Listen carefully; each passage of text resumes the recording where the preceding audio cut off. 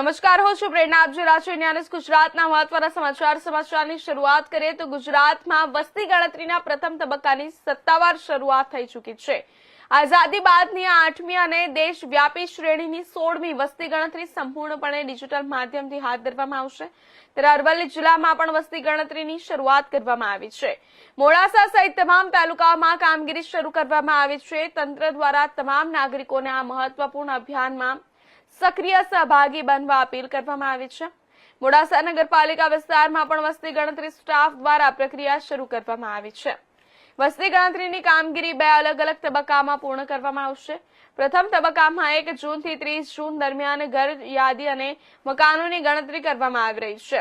આ પ્રક્રિયા દરમિયાન ગણતરીદારો દ્વારા રહેઠાણની સ્થિતિ, પરિવારની રચના, પીવાના પાણીની ઉપલબ્ધતા, સ્વચ્છતા સુવિધાઓ અને ઘરગથ્થુ સંપત્તિ સહિત કુલ 33 મહત્વપૂર્ણ પ્રશ્નોની માહિતી એકત્રિત કરવામાં આવશે.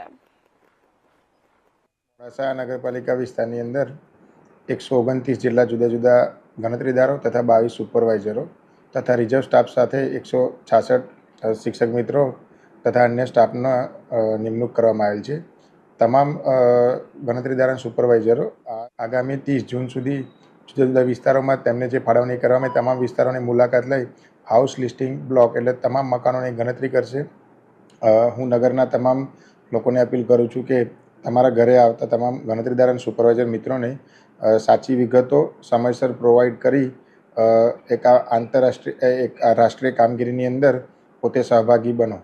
કયા લોકોને આ વખતે ડિજિટલી તમારે ઇક્વિપમેન્ટ શું આપવામાં આવેલા છે?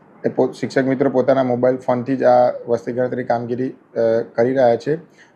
સરકારશ્રી તરફથી જે નિયત નમૂનામાં કીટની જે ડિઝાઇન કરવામાં આવેલી હતી તે તમામ વસ્તુઓ પ્રોવાઈડ કરવામાં. સમાચારમાં આગળ